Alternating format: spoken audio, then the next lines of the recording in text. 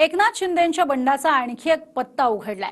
स्वतः मुख्यमंत्री शिंदेंनी एक नवा खुलासाच केलाय। बंडाच्या वेळी आपण वसईमधल्या चहाच्या टपरीवरनं ठाकरेंना कॉल केला, त्यावेळेला त्यांनी दिलेली मुख्यमंत्री पदाची ऑफर नाकारल्याचं शिंदे म्हणालेत। पाहूया त्यावरचाच हा स्पेशल रिपोर्ट।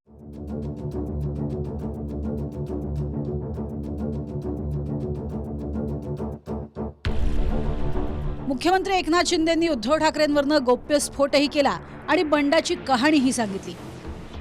सुरतला जात असतानाच वसईतनं उद्धव ठाकरेंना फोन केला, त्यावेळी त्यांनी मला मुख्यमंत्री पदाची ऑफर दिली, पण उद्धव ठाकरेंची ऑफर नाकारल्याचं शिंदेंनी एका वृत्तपत्राच्या मुलाखतीत सांगितलंय। आमचं षडयंत्र नाही तर बंड आहे। राज्यसभा निवडणुकीच्या मतदानावेळीच विधान भवनातच आमचं नियोजन झालं। सर्व आमदारांना राऊतांना मतदान करू दिलं आणि सुरतला रवाना झालो। आम्ही राऊतांना पराभूत करू शकलो असतो, पण तसं केलं नाही। सुरतला जाताना वसईतील एका चहाच्या टपरीवरून मी उद्धव ठाकरेंना फोन केला, त्यावेळी त्यांनी मला मुख्यमंत्री पदाची ऑफर दिली, पण मी त्यांना खूप उशीर झाल्याचं सांगितलं। मी ठाकरेंना नकार दिल्यानंतर त्यांनी दिल्लीमध्ये भाजपच्या नेत्यांना फोन केला आणि सरकार स्थापन करू, शिंदेंसोबत काय जाता असं म्हटलं, पण दिल्लीतूनही त्यांना आता उशीर झाला असं सांगण्यात आलं। उद्धव ठाकरेंना मुख्यमंत्री व्हायचंच होतं, पूर्ण 5 वर्षांसाठी मुख्यमंत्री राहायचं हे त्यांचं स्वप्न होतं। म्हणूनच 2019च्या निकालानंतर सर्व पर्याय खुले आहेत हे त्यांनी सांगितलं। महाविकास आघाडी होत असताना उद्धव ठाकरेंनी मला सांगितलं की तुम्हाला मुख्यमंत्री करणार आहे। माझ्या पोलीस बंदोबस्तातही वाढ करण्यात आली होती। मात्र उद्धव ठाकरेच म्हणाले की शरद पवारांनी सांगितलं उद्धव ठाकरेंनी मुख्यमंत्री व्हायला पाहिजे। त्याच वेळी शरद पवारांनी मला सांगितलं की उद्धव ठाकरेंनीच त्यांचं नाव सुचवण्यासाठी काही माणसं पाठवली। बिल्कुल मी जे बोललोय ते खरं आहे। आणखी बरंचसं खरं आहे ते नंतरच्या ह्याच्यात येईल, ब्रेक के बाद। खूप काय आहे, जेव्हा एखादा कार्यकर्ता एवढा मोठा निर्णय घेतो त्याला तेवढी मोठी कारणंही असतात। त्यामुळे जे आहे ते आहे। मी कधी खोटं आयुष्यात बोललो नाही, बोलणार नाही।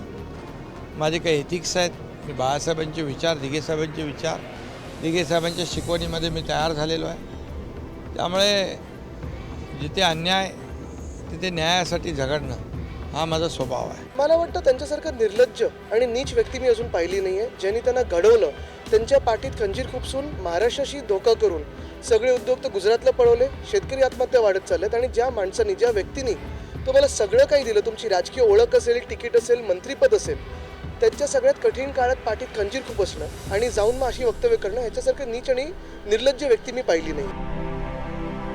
उद्धव ठाकरेंनी शरद पवारांकडे माणसं पाठवून स्वतःचं नाव सुचवलं असा आरोप शिंदेंनी केला। मात्र स्वतः पवारांनी आपण ठाकरेंचं नाव पुढे केल्याचं याआधी सांगितलंय। आम्ही सगळे शेजारी बसलो आणि विषय निघाला की मुख्यमंत्री व्यवस्था करा आणि कुणी त्यामध्ये शब्द बोलत होते।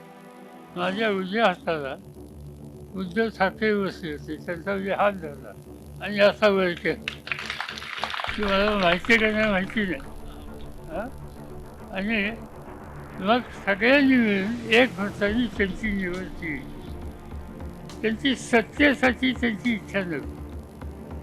ते म्हणत होते की माझं शिवसैनिक, माझी संघटना ही माझ्या दृष्टिकोनातून महत्त्वाची आहे, कुणी मुख्यमंत्री करत, पण महाराष्ट्राच्या हिताच्यासाठी आम्ही सगळ्यांनी त्यांना आग्रह केला आणि त्यांच्या हातामध्ये सत्ता दिली। काँग्रेसच्या माणिकराव ठाकरेंनीही शिंदे चुकीचं बोलत असून आपण त्या बैठकीतला साक्षीदार असून सरकार टिकावं म्हणून शरद पवारांनी स्वतःहून उद्धव ठाकरेंचं नाव पुढे केल्याचं म्हटलंय। ते शिंदेंचे मंत्री उदय सामंतांनी मुख्यमंत्री अगदी खरं बोलत असल्याचं म्हटलंय। त्यावेळेला सगळ्यांच्या पुढे मुख्यमंत्री पदांचं कुठलंही नाव नव्हतं। शिवसेना देईल ते नाव आम्ही मान्य करायचं अशा प्रकारची भूमिका होती। आणि त्यावेळेला पवार साहेबांकडनं एक प्रस्ताव आला की आपण उद्धव ठाकरेजींना हे केलं पाहिजे, ते मान्य करत नाही आहेत, त्यांना व्हायचं नाही आहेत, परंतु ते जर झाले तरच गव्हर्नमेंट सुरळीत चालू शकेल अशा प्रकारे त्यांनी भूमिका शिवसेना तिथे नसताना राष्ट्रवादी काँग्रेसच्या याच्यामध्ये मांडली होती। आणि त्यानंतर त्यांची शेवटपर्यंत उद्धवजींची मुख्यमंत्री व्हायची बिलकुल इच्छा नव्हती आणि त्यांनी कधीही या संदर्भामध्ये सुतोवाच केला नाही।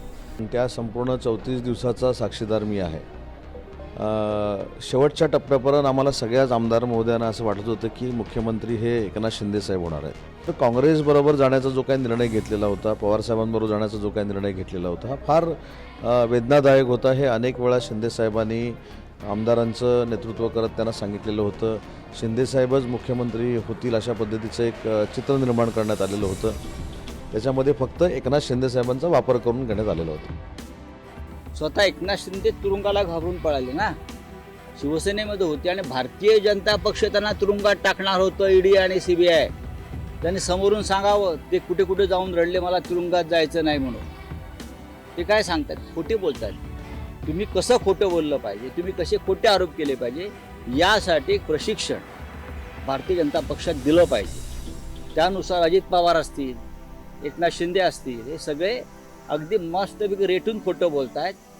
पण आज तुम्ही जेलमध्ये तुम्ही जेलवारी तुमची टळली असेल, पण उद्या टळणार नाही, हा इशारा आहे.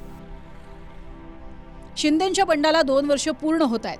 आतापर्यंत फडणवीसांसह गिरीश महाजन दरेकरांनाही अटक करण्याचं षडयंत्र महाविकास आघाडीत सुरू होतं असे आरोप किंवा दावे समोर आलेत.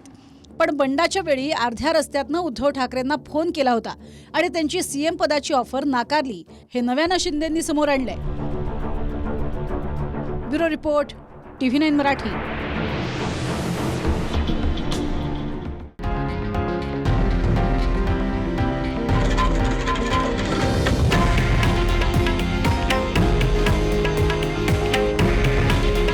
हे आहे देशातील नंबर 1 न्यूज नेटवर्क आणि आपण पाहत आहात TV9 मराठी.